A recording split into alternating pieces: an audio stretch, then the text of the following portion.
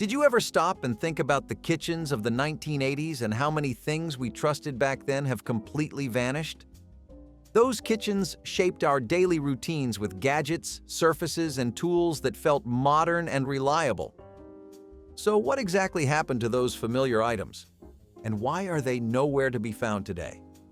Asbestos-lined toaster ovens were tucked onto kitchen counters across the country in the 1980s, humming quietly while families waited for bagels to brown and cheese to bubble. These compact appliances felt like miracles of convenience, small enough to fit anywhere and powerful enough to handle almost any quick meal. Parents loved them because they saved time, and kids loved them because they meant warm snacks without waiting for a full-sized oven to heat up. What nobody thought about was the material lining the interior walls, a heat-resistant layer designed to protect the outer casing from scorching temperatures.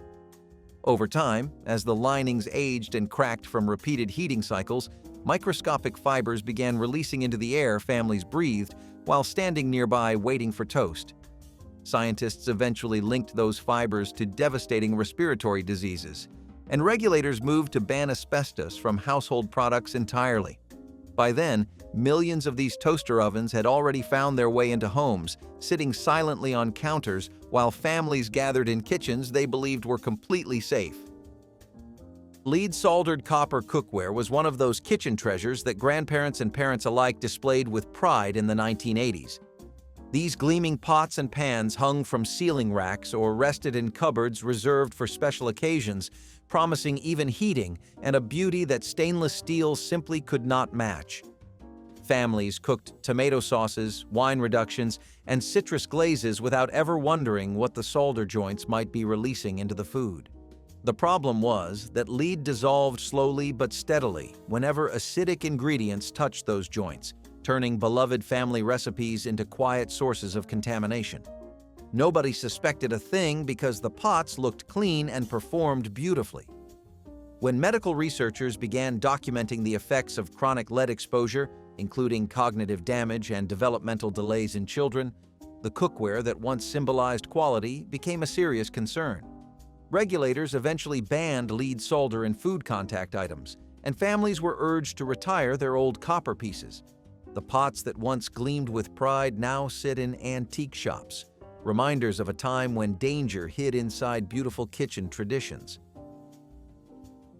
Formaldehyde-coated laminate countertops covered kitchens throughout the 1980s, offering a sleek and modern look that felt like the future of home design. Families loved the smooth surfaces, the endless color options, and the ease of cleaning that made laminate seem like the perfect upgrade from older materials. These countertops resisted scratches, wiped clean in seconds, and brought a polished appearance to kitchens on nearly any budget. What people did not realize was that the adhesives and coatings binding these surfaces together released formaldehyde gas, especially in warm kitchens where ovens ran for hours and sunlight poured through windows. The fumes were invisible but unmistakable to anyone who noticed a faint chemical smell lingering in the air. Families breathed it in while cooking dinner and gathering around the counter for morning coffee. When health officials documented the link between formaldehyde exposure and respiratory problems, the demand for safer materials grew rapidly. Regulations eventually tightened, pushing manufacturers toward low-emission products. But for years, those bright laminate countertops quietly off-gassed into the rooms where families spent the most time together. Mercury dial meat thermometers were essential tools in kitchens across the 1980s, trusted to deliver accurate readings every time a roast or turkey came out of the oven.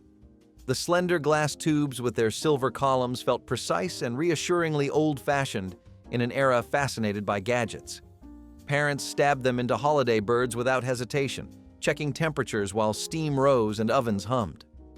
What nobody considered was what happened when the glass cracked or shattered, something that occurred far more often than people like to admit. A dropped thermometer or an accidental knock against a roasting pan could send tiny beads of mercury rolling across cutting boards or directly onto the food itself. Mercury is extraordinarily toxic, capable of causing neurological damage even in small doses, and cleaning up a spill was nearly impossible without professional help. By the time regulators restricted mercury in household products, countless families had unknowingly handled broken thermometers with bare hands. Today, digital thermometers have replaced those old glass tubes entirely, but the memory of that delicate silver line remains etched into holiday cooking memories. Cadmium-glazed ceramic mixing bowls were cherished staples in 1980s kitchens, their bright oranges, sunny yellows, and deep reds adding cheerful color to every baking session. Families stacked them neatly in cupboards, reached for them when mixing cookie dough or whipping cream, and passed them down through generations like treasured heirlooms. The colors seemed harmless, even joyful, making the act of cooking feel more festive and personal. But cadmium, the heavy metal responsible for those vivid hues, did not stay locked inside the glaze forever. When acidic ingredients like lemon juice, vinegar, or tomato sauce sat in these bowls, the cadmium slowly leached into the mixture. Families consumed it unknowingly, bite after bite, meal after meal, trusting the bowls that had been part of their kitchens for years. Researchers eventually connected cadmium exposure to kidney damage, bone weakening, and other serious health concerns. Regulations tightened around ceramic glazes, and safer alternatives replaced the old formulas.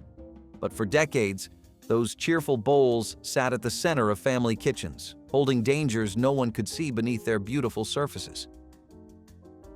Aluminum pressure cookers without safety valves were kitchen workhorses in the 1980s, promising faster meals with less fuel and more convenience than traditional stovetop methods.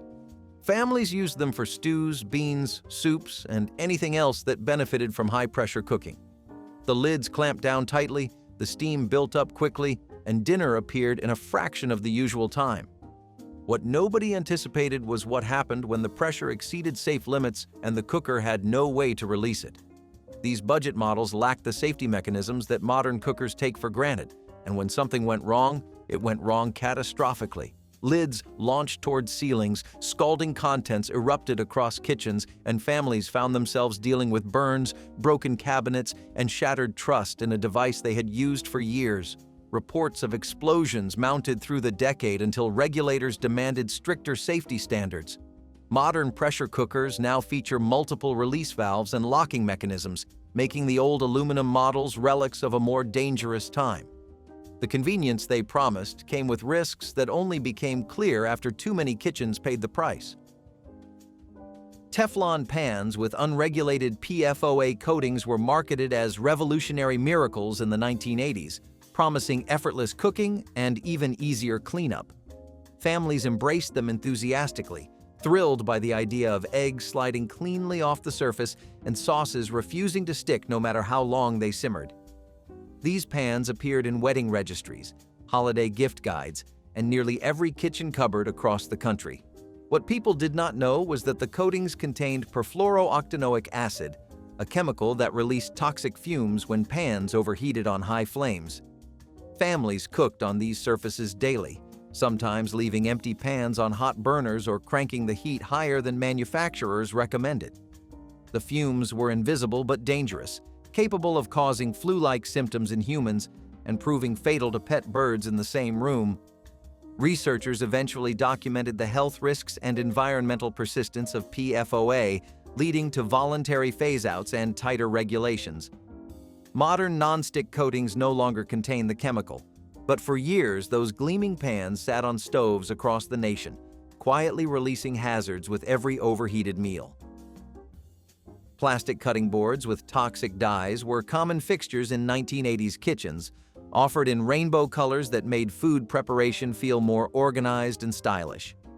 Families assigned different colors to different tasks, using red for meats, green for vegetables, and yellow for poultry, believing they were practicing smart kitchen hygiene. The boards were lightweight, affordable, and easy to clean, making them seem like the obvious choice over heavier wooden alternatives. What nobody questioned was what happened when sharp knives scored deep grooves into the plastic, and those colorful dyes began transferring onto food. The pigments used in many of these boards contained chemicals never intended for food contact, and repeated cutting created perfect channels for contamination.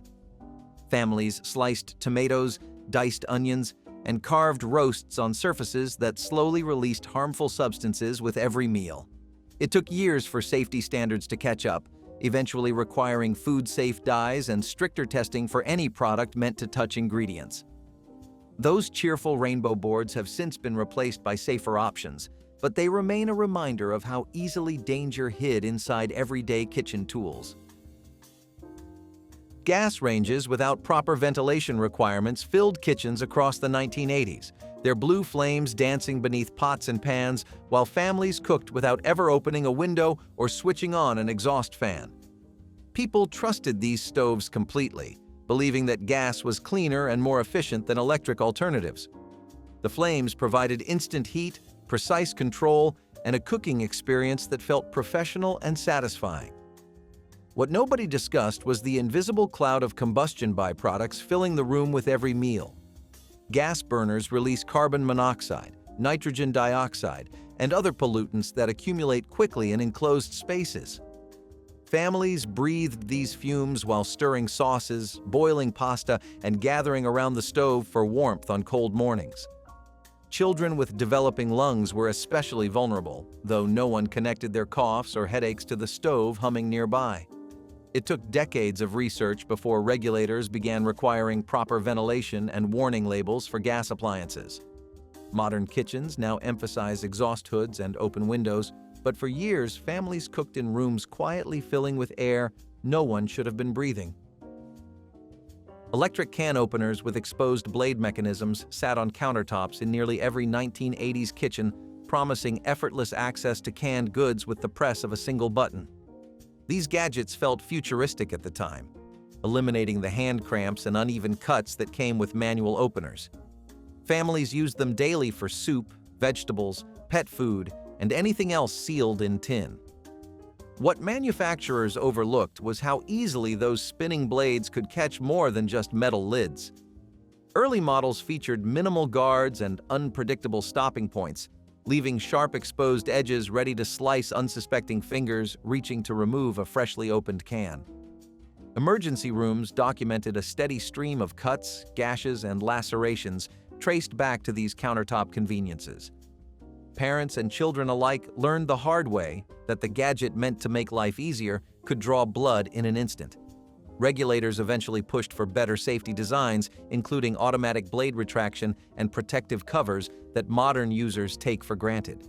Those early electric can openers remain a reminder that convenience without caution often comes at an unexpected cost.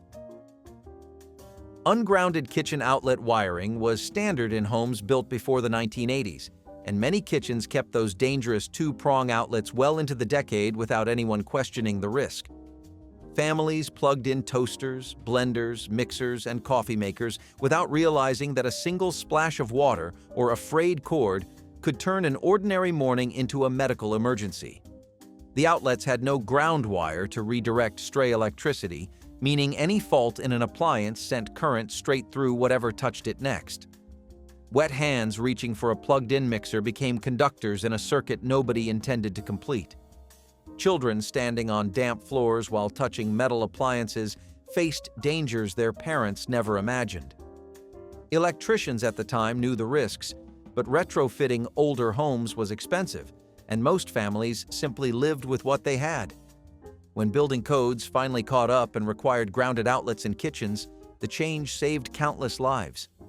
But for years, those simple two-prong outlets sat beside sinks and countertops, quietly waiting for the wrong combination of water and electricity to turn a family kitchen into a danger zone. Microwave ovens with radiation leakage were an exciting new addition to kitchens in the early 1980s, promising meals heated in minutes instead of hours. Families gathered around these bulky machines, marveling at how quickly leftovers steamed and frozen dinners sizzled. The technology felt like science fiction brought to life, a glimpse of the future sitting right on the countertop. What consumers did not realize was that early models often leaked microwave energy through poorly sealed doors and aging gaskets. People stood inches away, watching food spin on the turntable, absorbing radiation that was never supposed to escape the metal box. Reports of headaches, dizziness, and eye irritation began surfacing among heavy users. Technicians testing these units found alarming levels of leakage that far exceeded safe limits. Regulators stepped in quickly once the pattern became undeniable, requiring stricter shielding standards and mandatory safety interlocks. Modern microwaves are engineered to contain their energy completely, but those early models sat in kitchens for years before anyone understood what was quietly escaping through the cracks. Benzene-based aerosol oven cleaners were considered miracle products in the 1980s, promising to cut through baked-on grease and charred food without hours of scrubbing. Families sprayed them liberally inside ovens, closing the doors and letting the chemicals do the heavy lifting overnight. The fumes were sharp and unmistakable, stinging eyes and catching in throats, but people assumed that was simply how powerful cleaners smelled. Nobody questioned the ingredients listed in tiny print on the back of the can, and ventilation was an afterthought at best. Kitchens filled with chemical clouds as families went about their evening routines, breathing in benzene without any idea of the danger. Researchers later confirmed that benzene exposure was linked to leukemia and other blood disorders, turning a routine cleaning task into a serious health risk. Regulators eventually banned benzene from consumer products and pushed manufacturers towards safer formulas. The oven cleaners that replaced them work just as well without filling kitchens with carcinogens, but for years, families trusted products that were quietly poisoning the air they breathed.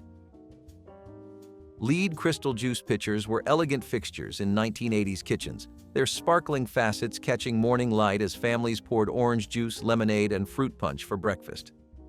These pitchers felt refined and special, the kind of glassware reserved for company or Sunday brunch with visiting relatives. Parents filled them the night before, letting citrus juices sit overnight so everything would be chilled and ready when the family woke up. What nobody understood was that lead crystal releases its toxins slowly into acidic liquids, and the longer juice sat in contact with the glass, the more lead dissolved into every serving. Children drank it eagerly, trusting that anything their parents poured was perfectly safe. The amounts were small but cumulative, building up in growing bodies over months and years of regular use. When researchers documented the connection between lead crystal and elevated blood lead levels, families were stunned. Regulators moved to restrict lead content in drinkware, and those beautiful pitchers became decorative pieces rather than daily tools. Today they sit on shelves, admired but never filled. Chlordane treated shelf paper-lined kitchen cabinets and pantry shelves throughout the 1980s, promising to keep insects away from stored food without messy traps or sprays. Families laid these papers neatly beneath cereal boxes, canned goods, and bags of flour, believing they were protecting their provisions from pantry pests. The paper looked innocent enough, often decorated with cheerful patterns that matched kitchen decor. What people did not know was that chlordane, the pesticide embedded in the material, was a persistent organic pollutant capable of lingering for years and accumulating in human tissue. Every time someone reached into a cabinet, microscopic particles transferred to hands, food packaging, and eventually into meals. Researchers later linked chlordane exposure to liver damage, neurological effects, and increased cancer risk. When regulators banned the chemical for residential use, these shelf papers disappeared from store shelves almost overnight. Families who had used them for years suddenly wondered how much contamination had already spread through their kitchens, hiding inside cabinets they opened every single day. Unregulated electric deep fryers sat on kitchen counters across the 1980s, promising crispy fried chicken, golden French fries, and homemade donuts without the mess of stovetop frying. Families loved the convenience of a dedicated appliance that heated oil quickly and kept temperatures steady. Holiday meals featured fried treats that felt special and indulgent, cooked right in the kitchen while everyone gathered nearby. What manufacturers failed to include were adequate safety cutoffs to prevent the oil from reaching dangerous temperatures. When thermostats malfunctioned or users forgot to monitor the appliance, oil could heat well past its flash point and ignite without warning. Kitchen fires erupted suddenly, spreading faster than families could react.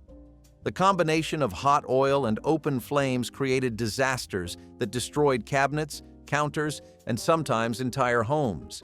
Regulators eventually required automatic shutoff features and temperature limiters that modern fryers now include as standard. But for years, those early countertop fryers represented a hidden fire hazard sitting inches from curtains and wooden cabinets. Copper mesh pot scrubbers with lead solder were essential cleaning tools in 1980s kitchens, prized for their ability to scour baked-on food from pots, pans, and casserole dishes without scratching surfaces. Families kept them beside the sink, reaching for them after every meal to tackle the toughest residue left behind by roasts and casseroles. The copper coils gleamed when new and darkened with use, becoming familiar fixtures in kitchens across the country. What nobody examined closely was how those coils were held together. Lead solder joined the mesh at multiple points, and every scrubbing session transferred microscopic amounts of the toxic metal onto cooking surfaces.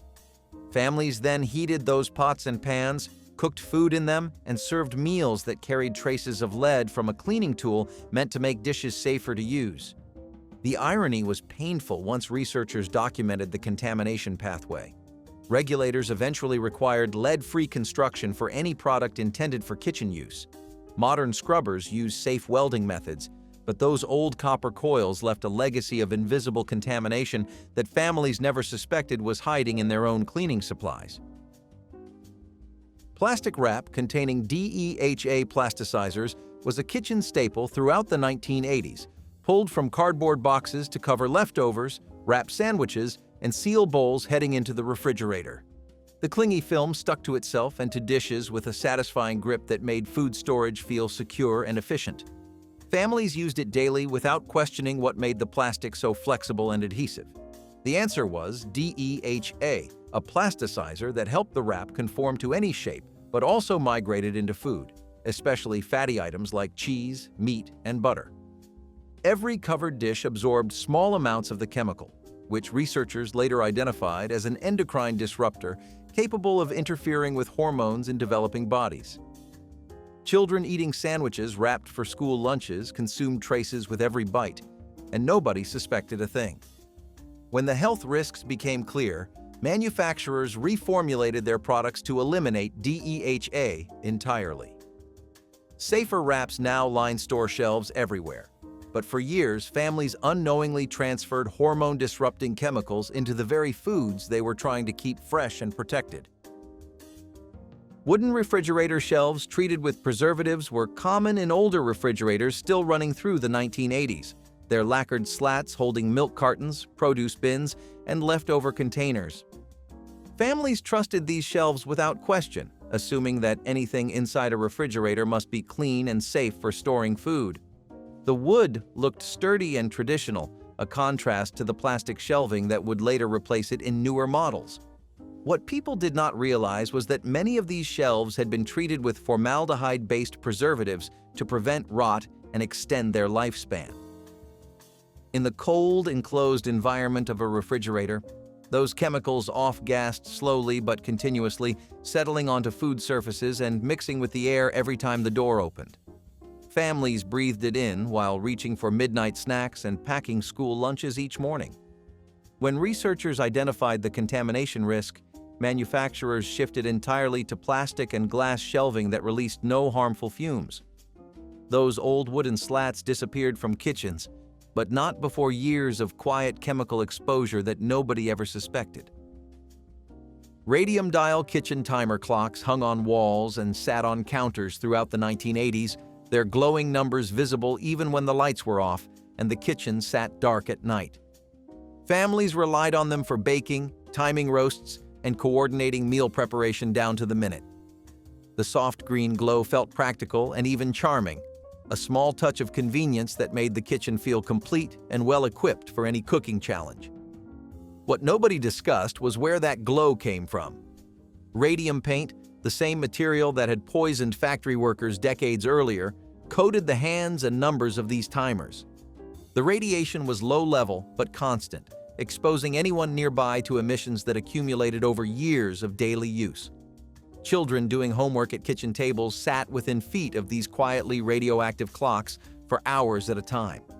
When health officials finally raised awareness about radium in household items, families were urged to dispose of them through hazardous waste programs. Modern timers use safe LED displays, but those old glowing clocks spent years radiating silently in the heart of family kitchens.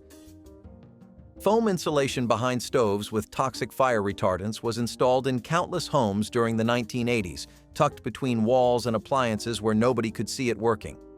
Contractors praised the material for its ability to prevent heat from damaging drywall and wiring, and homeowners trusted the upgrade without asking what the insulation contained.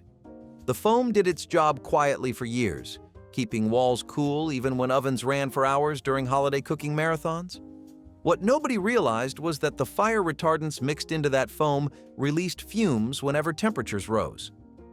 Every time a family preheated the oven or left burners running, invisible chemicals drifted into the kitchen air. Children standing nearby while parents cooked absorbed compounds that researchers later linked to hormone disruption and developmental concerns. When studies revealed the dangers of these fire retardants, regulators moved to restrict their use in residential products. Safer insulation materials replaced the old formulas, but many homes built during the decade still contain that original foam hidden behind their walls, quietly off-gassing whenever the stove heats up. Vinyl tile flooring with asbestos backing covered kitchen floors throughout the 1980s, offering durability, easy cleaning, and a polished look that fit nearly any decorating style. Families walked across these tiles every morning, stood on them while cooking dinner, and scrubbed them on hands and knees without ever questioning what lay beneath the surface. The tiles themselves felt solid and modern, a practical upgrade from older linoleum that cracked and peeled over time. What homeowners did not know was that the backing material contained asbestos fibers designed to add strength and heat resistance. As long as the tiles stayed intact, the danger remained sealed away. But cracks, chips, and normal wear slowly released microscopic fibers into the air, especially when families attempted repairs or renovations. Sanding, scraping, or pulling up old tiles created clouds of contamination that settled into every corner of the kitchen. Regulators eventually banned asbestos in flooring materials, but millions of homes still contain these tiles beneath newer surfaces.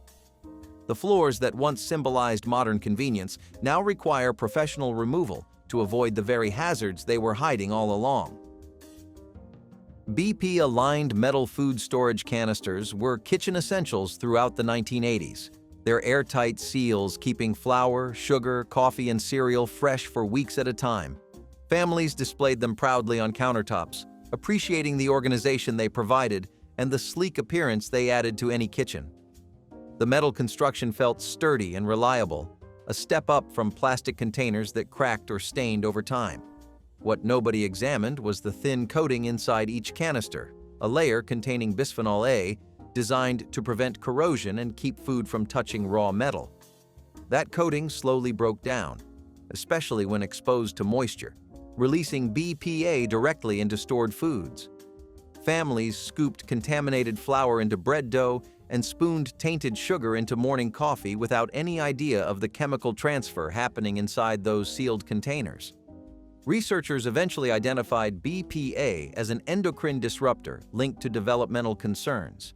Regulators pushed for BPA-free alternatives, and modern canisters now use safer linings.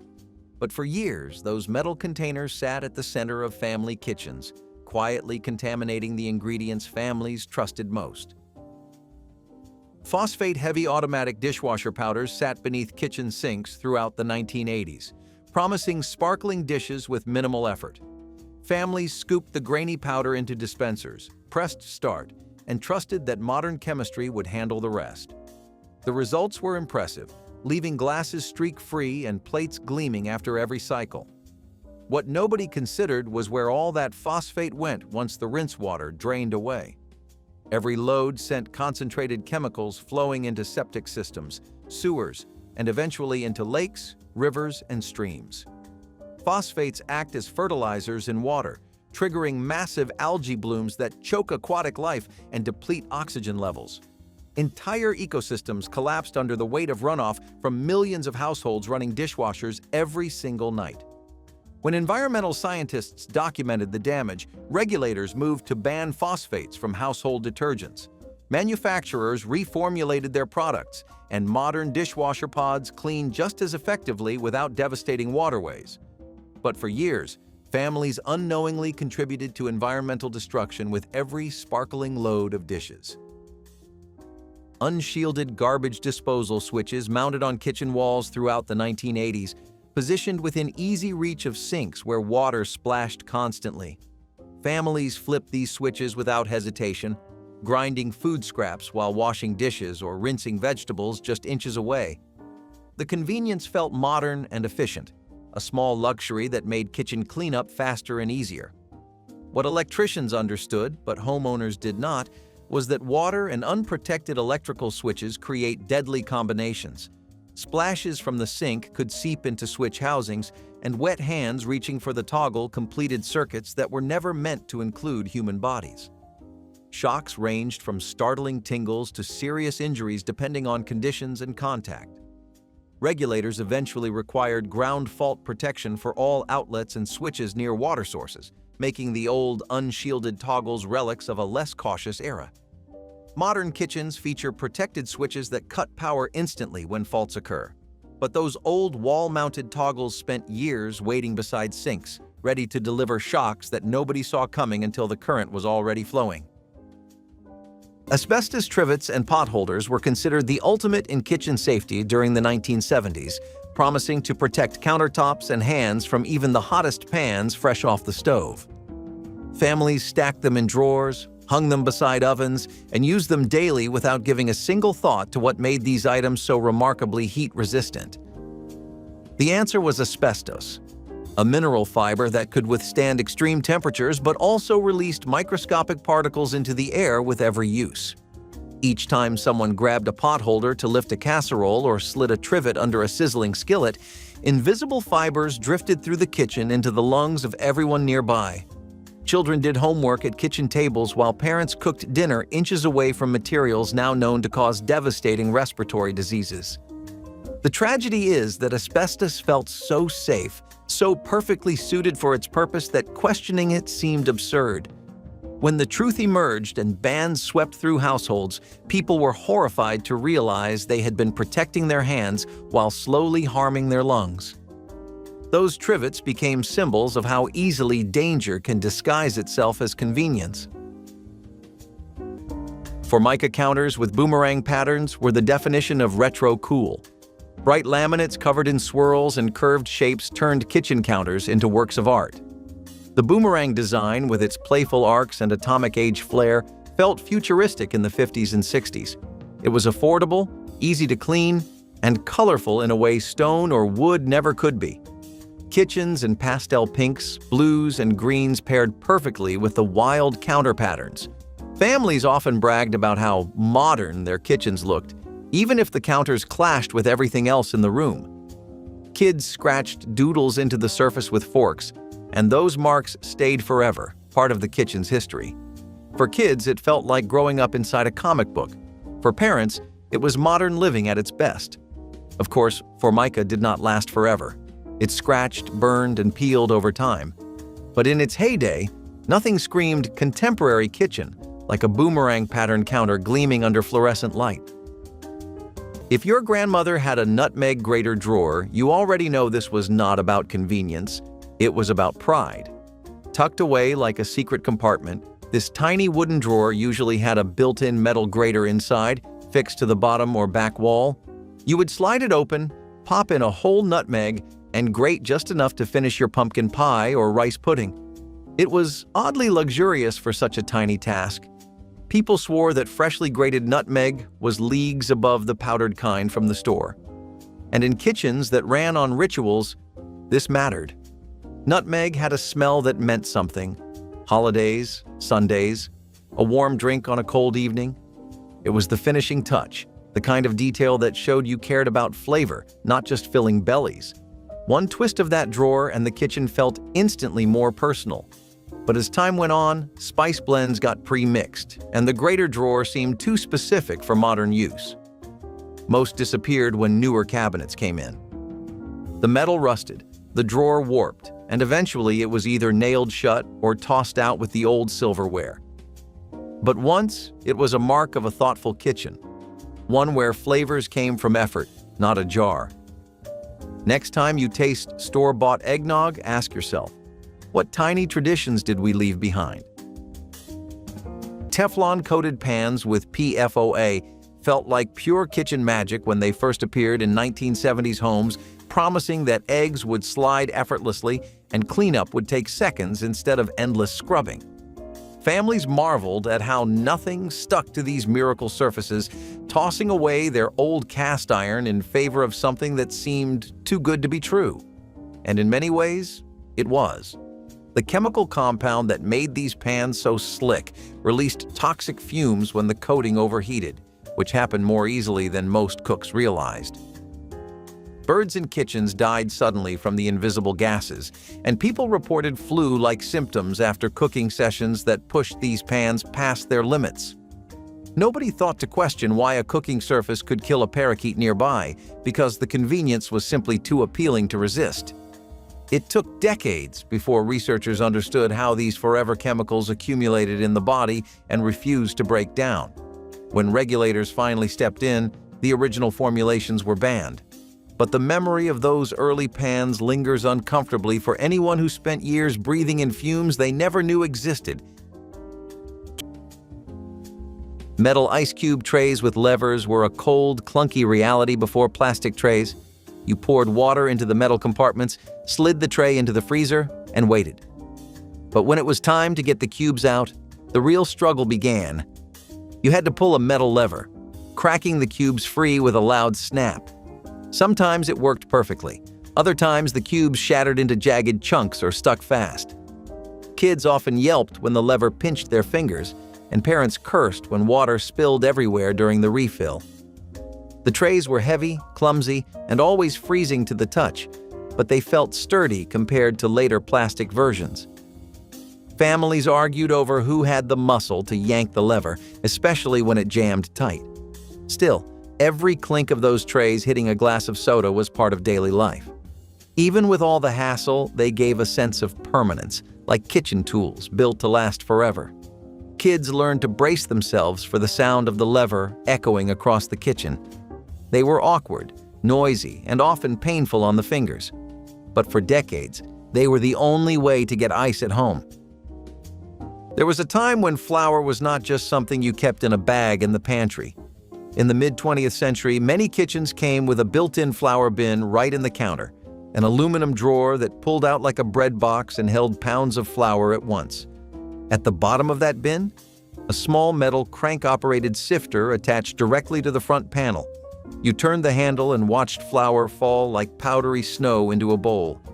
Housewives loved it because it was fast, tidy, and always right where you needed it. There was a rhythm to it. The soft grind of metal, the whisper of sifted flour, the calm before the dough. It was not just about baking, it was about the ritual that came before it. But as kitchens got sleeker and flour got sold in resealable paper bags with built-in spouts, this feature disappeared. New cabinets were built without them, and most people never even noticed. Today, the few remaining ones are either sealed shut or filled with junk no one wants to deal with. You can find one in an old home and still smell the ghost of biscuits and pie crusts. But no one teaches you how to use the crank anymore. Like so many kitchen traditions, it quietly faded into the background, and now it lives only in memory. Or maybe in Grandma's house if you are lucky. When did our tools become so disposable? Aluminum pressure cookers without safety valves were the time-saving heroes of busy 1970s households, promising to turn tough cuts of meat into tender masterpieces in a fraction of the usual time. Families gathered around these hissing, steaming pots with a mixture of excitement and anticipation, watching the pressure gauge climb while dinner transformed inside. The problem was that early models had no reliable way to release excess pressure when things went wrong. One moment you had a pot roast cooking peacefully, and the next moment the lid could launch toward the ceiling with enough force to dent plaster or worse. Kitchens across America experienced explosions that sent scalding food and metal fragments flying in every direction, leaving burns and injuries in their wake. Parents who had proudly shown off their modern cooking technology suddenly found themselves explaining to emergency room doctors how dinner ended up embedded in the walls. When safety standards finally caught up, regulators demanded multiple release mechanisms that made the older models illegal to sell. those unregulated cookers became cautionary tales about speed and convenience coming at the cost of basic protection.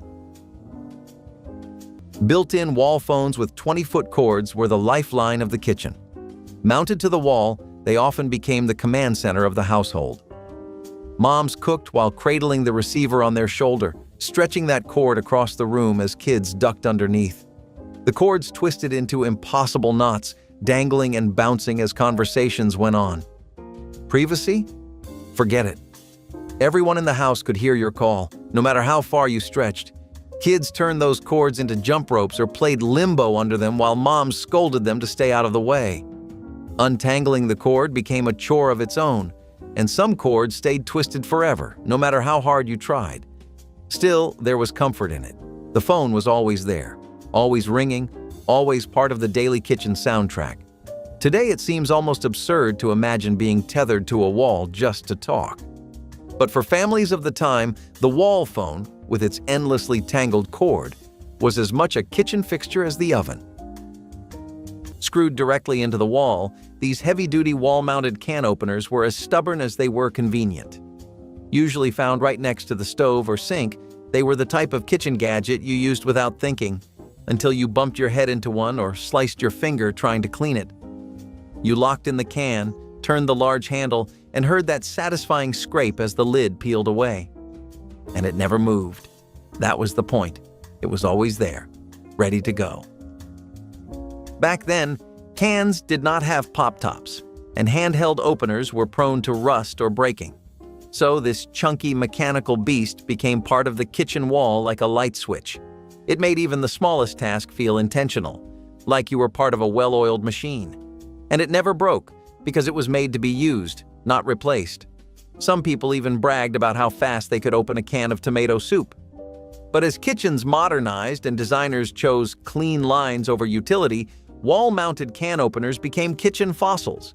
They were ripped out and tossed away, their holes patched up and painted over. Now, most folks do not even recognize them. But if you ever find one, run your hand along the gear teeth. It might just stir something in you. Why did we stop building things to stay put? Cadmium-colored enamelware brought a burst of sunshine into 1970s kitchens with its vibrant oranges, fiery reds, and cheerful yellows that made even the simplest cooking tasks feel festive. These bright pots and pans looked stunning hanging from pot racks or sitting on stovetops, their glossy surfaces catching the light and adding warmth to every meal. Families used them daily for boiling pasta, simmering sauces, and warming soups, never imagining that the pigments creating those beautiful colors contained cadmium, a heavy metal with serious health consequences. Every time acidic foods like tomatoes touched these surfaces, tiny amounts of cadmium leached into whatever was being cooked. Children ate from bowls filled with contaminated stews, while parents proudly showed off their colorful kitchen collections. Researchers eventually discovered that cadmium exposure could damage kidneys, weaken bones, and accumulate dangerously over time. The bans arrived swiftly once the evidence became clear, forcing families to discard cookware they had treasured for years. Those cheerful orange pots serve as reminders that the brightest things in our kitchens sometimes carried the darkest secrets. Faux brick or stone backsplashes were another strange fad.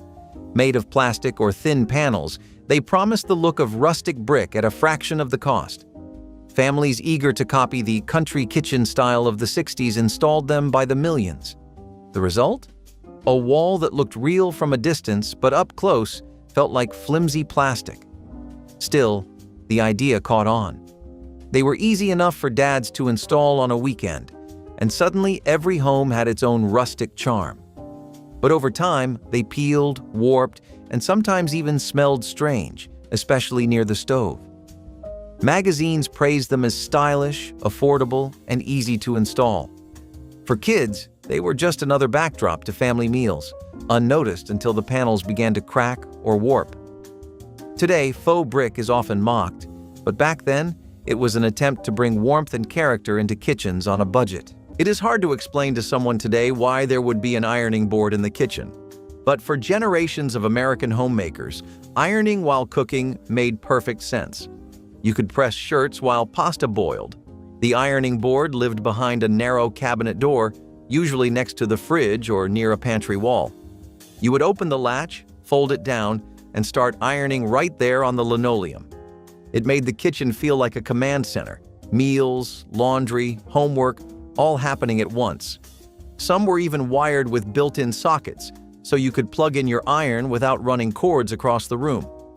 There was something deeply efficient and strangely comforting about handling both dinner and dress shirts in the same breath. It made the kitchen feel like the heart of everything, not just the place where food was made.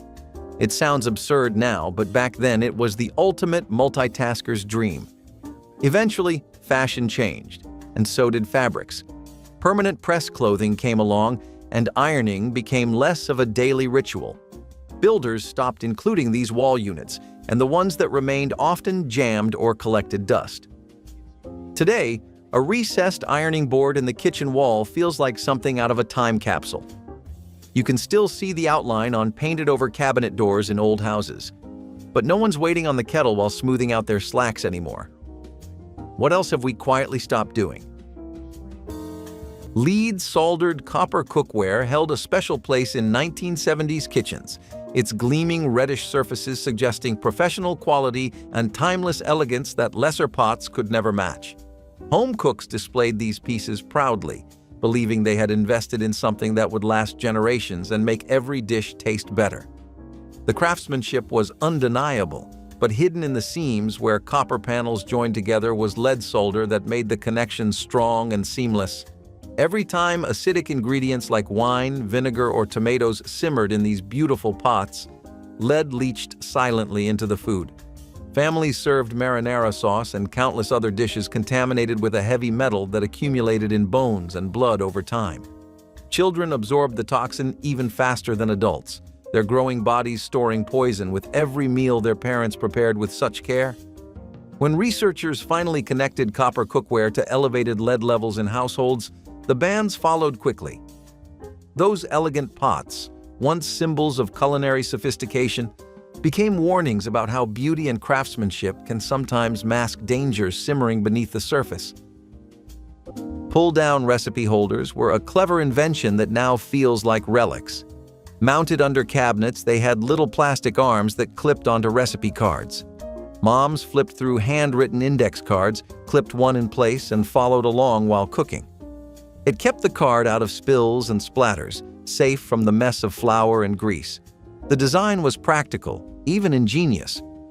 Many kids remember standing on tiptoe to watch mom clip in a card, squinting at the neat handwriting while the smell of dinner filled the kitchen.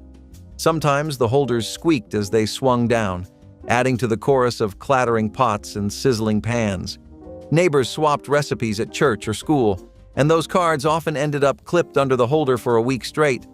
The little arms were surprisingly strong, gripping everything from grease-stained cards to pages torn out of magazines. It was a tiny touch that made the kitchen feel more personal, more lived in. But with cookbooks, magazines, and eventually digital recipes, the pull-down holder faded away. Still, for those who remember, it was an oddly comforting sight, a small helper that made cooking feel organized in a chaotic kitchen. Behind the smooth cabinet doors of many mid-century kitchens hid a surprising tool, a pull-out dish drainer that lived inside the wall. After washing dishes, you would slide out the rack, load it up, and let everything drip dry behind closed doors. It kept counters clear, made the kitchen look tidy, and gave a sense of order that matched the rest of the house. Some even had small trays underneath to catch the water. It was not about hiding the mess, it was about making space feel peaceful. When plastic racks and countertop drainers became standard, these hidden drying systems quietly disappeared. New kitchens no longer had room for them, and they were hard to clean and prone to mold. But there was something thoughtful about them, something neat, something kind of charming. Now, we just pile dishes in the sink or leave them out for hours. The idea of drying dishes out of sight feels like something from a different era, one where appearances mattered, but so did small comforts. What else have we stopped tucking away for the sake of convenience? Fiberglass insulated electric skillets were among the most popular plug-in cooking devices of the 1970s. their convenient temperature dials and spacious cooking surfaces making them perfect for everything from pancake breakfasts to one-pan dinners. Families loved that these skillets heated evenly and could be used right at the table, eliminating the need to transfer food from stove to serving dish. The insulation wrapped around the heating elements contained fiberglass, which worked beautifully until the skillet aged or suffered scratches that exposed the material beneath. Once compromised, microscopic glass fibers could work their way into food or drift into the air during cooking sessions. People scraped metal utensils across surfaces without knowing they were releasing particles that irritated lungs and skin on contact.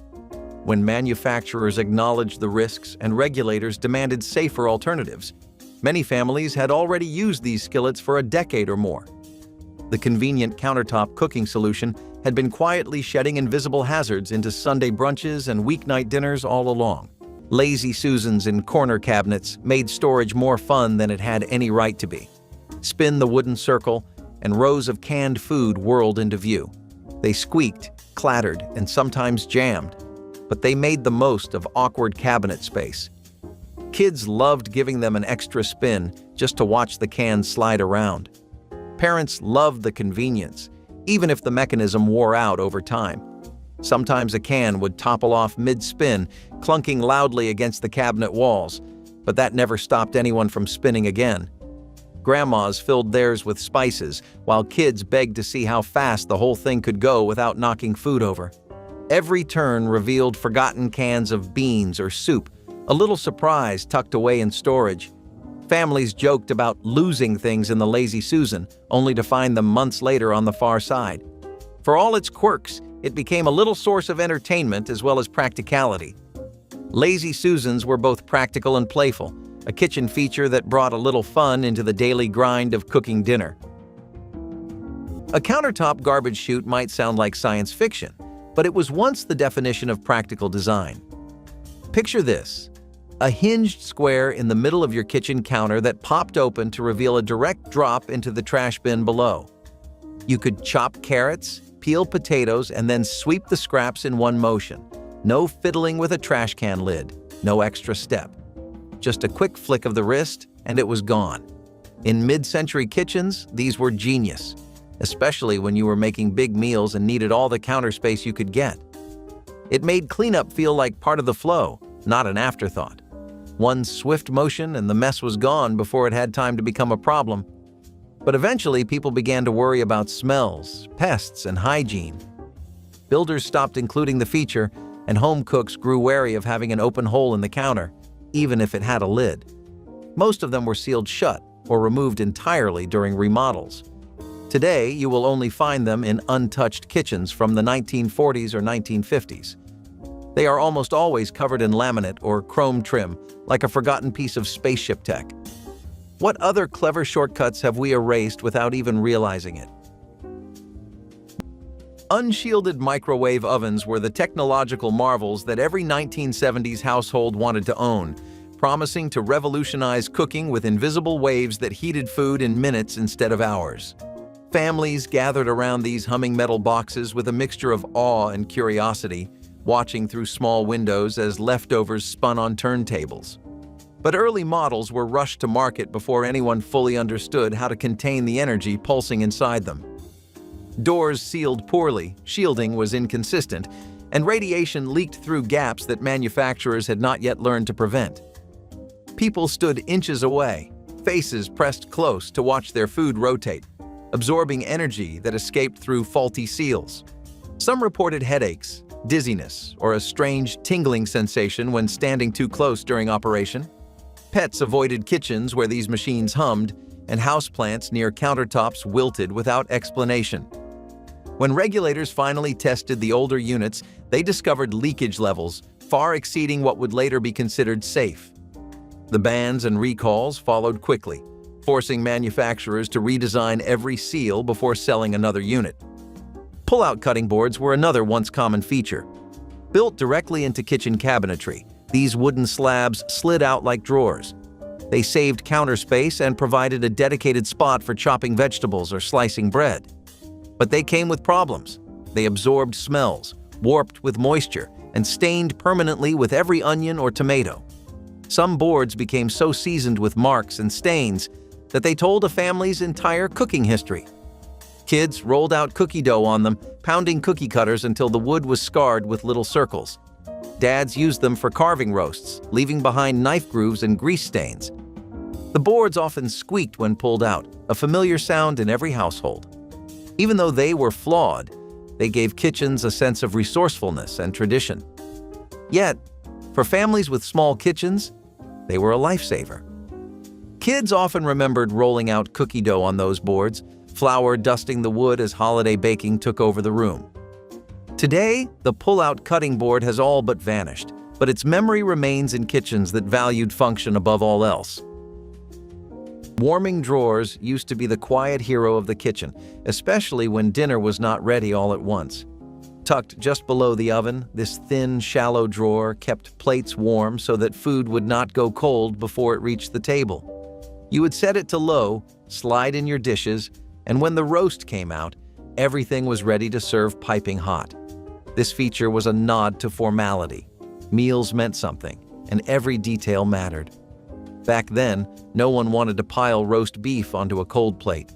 But as life sped up and microwaves took over, warming drawers started disappearing. They took up space. They were easy to forget about. And soon, they felt like a relic of a more elegant time. Builders stopped including them in standard models, and even higher-end kitchens started to phase them out. Now, if you see one, it is usually mistaken for a storage drawer. But once, it meant warmth, literally and figuratively. It meant taking care, not just serving food. When did we stop setting the table like it was worth it? Mercury meat thermometers were the trusted companions of every serious home cook in the 1970s, their slender glass tubes and silver liquid columns promising perfectly roasted turkeys and safely cooked roasts. Families inserted them into holiday birds, Sunday hams, and weeknight chickens, watching the mercury rise with the confidence that came from believing science had made cooking foolproof. What nobody considered was what happened when these fragile instruments broke. A simple bump against a pot lid or a careless toss into a sink could shatter the glass and release mercury droplets that scattered across countertops and floors. This toxic metal did not simply wipe away. It pooled in cracks, evaporated slowly into kitchen air, and clung to surfaces in ways that made complete cleanup nearly impossible. Families unknowingly prepared meals in contaminated kitchens for weeks after accidents they barely noticed. When safer alternatives became available and regulators recognized the residential dangers, mercury thermometers were pulled from store shelves. The precision those silver columns promised came with a price nobody realized they were paying. Bread drawers with roll-top covers were the finishing touch of a vintage kitchen. Built into cabinets, they kept loaves tucked away neatly, shielded from pests and staleness. The roll-top design made opening and closing them oddly satisfying. Families saw them as a mark of a well-equipped modern kitchen. But over time, bread drawers became unnecessary. Moms loved the way they hid clutter, slipping in not just bread but crackers, cookies, and even lunchbox snacks. Kids loved sliding the cover up and down just for the sound, pretending it was a secret hiding place. Some drawers got stuffed so full that the roll top barely closed, creaking under the pressure of too many loaves. Over time, the covers warped, and crumbs always seemed to collect in the corners no matter how often they were cleaned. Still, they gave kitchens a sense of order, a place where even bread had its own home. Packaged bread lasted longer, freezers took over storage, and counter space became more valuable. Today, bread drawers are rare curiosities, a reminder of a time when every kitchen detail was designed with purpose, even if that purpose eventually disappeared. The electric hot plate built into the countertop was not meant to replace the stove. It was there for the in-between moments, the simmering, the reheating, the lonely cup of soup on a gray afternoon. It looked like a single stovetop coil embedded right into the counter, usually near the sink or beside the coffee station. You turned the knob and it glowed red. No pots stacked on burners, no full stove required. For single servings or quick boils, it was perfect. They became especially popular in the 1950s and 1960s during the height of the modern kitchen boom. They were sleek, functional, and felt futuristic. But they came with risks. Open coils got hot fast, stayed hot longer, and were sometimes forgotten. Over time, homeowners chose to have more counter space instead. The coils vanished, replaced with cutting boards and clean surfaces. But those hot plates once stood for independence, the idea that a small meal still mattered, that a house could be big, but one burner could still feel like home. What part of the kitchen did we lose when we made everything smooth? PVC plastic food containers revolutionized kitchen storage in the 1970s, their lightweight durability and airtight seals making them seem like the perfect solution for leftovers, lunch packing, and pantry organization. Families stacked them in refrigerators, microwaved them without hesitation, and filled them with everything from spaghetti sauce to birthday cake. But PVC plastic contained phthalates, chemical softeners that made the material flexible, but also leached into food over time. Heat accelerated this process dramatically, so every reheated casserole and every warm soup stored in these containers absorbed compounds now known to disrupt hormones. Children carried lunches to school in containers that slowly released chemicals into their sandwiches. Parents warmed baby food in plastic that transferred toxins with every heated spoonful. When researchers finally connected soft plastic containers to health concerns, regulators banned the most dangerous formulations. The containers that once symbolized modern convenience became cautionary reminders that storing food safely required far more than just a tight-fitting lid. If any of these forgotten kitchen hazards brought back a memory or a shiver, tell us your story in the comments. Tap like to help others discover the truth, and subscribe so you never miss the hidden history still sitting in homes everywhere.